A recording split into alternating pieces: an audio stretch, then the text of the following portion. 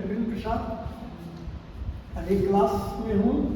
इसमें साल के जनन अंग के बारे में बताने जा रहा हूँ। ये यहाँ पर देख रहे हैं इस स्क्रीन पर,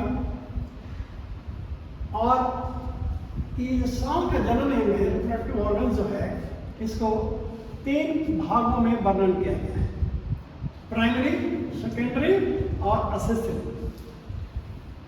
प्राइमरी जो रिप्रोडक्टिव ऑर्गन है उसमें आता है टेस्टिकल, ये आप देख सकते हैं, यहाँ मुझसे लिखा हुआ हिंदी में है।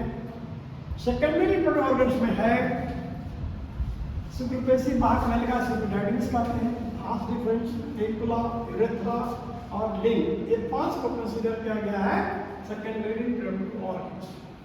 और असेसरी ग्लैंड्स में 3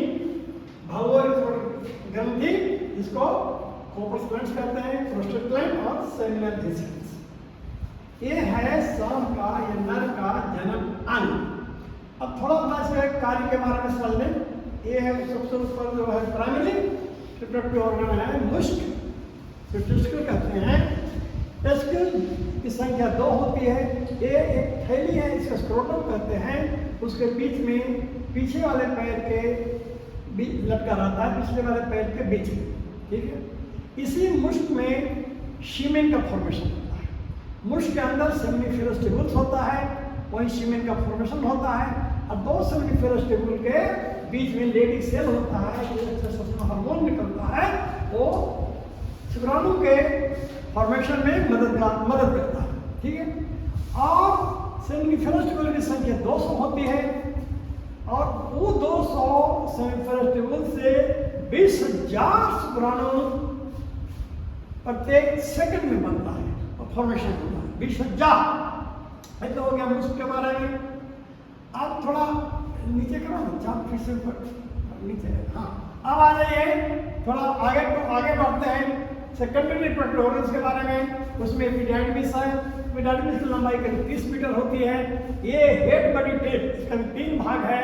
हेड जो होता है, जो टेस्टिकल के ऊपर सिरा से जुड़ा रहता है, टेल नीचे सिरा से जुड़ा रहता है, बीच के भाग हम लोग वो नहीं कहते हैं। एपिडाइडिमिस का 3 भाग हो गया। भाग डिफरेंस एक पर्सनल वाला भाग है, जो जैसा चौड़ा होता है। एम्पुला, जहाँ पर एम्पुला तो फीमेल में होता है, मेल में भी होता है। ये यूरेथ्रा से जुड़ा रहता है, यूरेथ्रा आगे जुड़ा रहता है, उसके बाद लिंग जहाँ से पेशाब बाहर निकलता है। अब एक ग्लैंड के बारे में थोड़ा समझ लें कि भगवान ग्लैंड है, जिसे कोपस ग्लैंड भी कहते हैं, प्रोस्टेट ग्लैंड और सेमिनल वेसिकल्स। यहाँ से प्लाज्मा निकलता है। यहाँ से ग्लैंड से सिक्रेशन होता है प्लाज्मा, यही पोषक तत्व जाता है शुक्राणु। जब शुक्राणु प्लाज्मा में मिल जाता है तो शीमेन करते हैं, और इसी के द्वारा शुक्राणु को न्यूट्रिशन मिलता है। और सबसे ज्यादा सेमिनल वेसिकल्स से प्लाज्मा आता है, प्रोस्टेट ग्लैंड से आता है, और कोपस ग्लैंड से आता है। ये तो हो गया असेसरी ग्लैंड के बारे में। और अगर और हम नीचे जाएंगे तो ये जानेंगे कि ये देखिए पूरा स्ट्रक्चर देखिए। इसमें है, मैं एक नाम पढ़ता हूँ, इसमें 20 है, जो कि इसका पूरा स्ट्रक्चर में देखेंगे। इसमें 1, 2, 3, 4 करके 20 तक दिखाया गया है। हम ऐसे आपको थोड़ा ध्यान आकर्षित करने के लिए, इसमें बहुत ज़्यादा स्पष्ट नहीं है, लेकिन चलिए। ये है सेमिनल वेसिकल्स, ये है एम्पुला ऑफ भास डिफरेंस, ये है ब्लैडर, इसमें दिखाया गया है। और नीचे जब देखेंगे तो लास्ट में रेक्टम दिखाया गया है 20 नंबर पर। सेगमाइड फ्रैक्चर है, ये सेपरेट रहता है, सेगमाइड फ्रैक्चर है, ये प्रोट्रूड करता है, यहाँ पे ये पेनिस है। इस तरह से इसका 20 अंग को अलग अलग दिखाया गया है।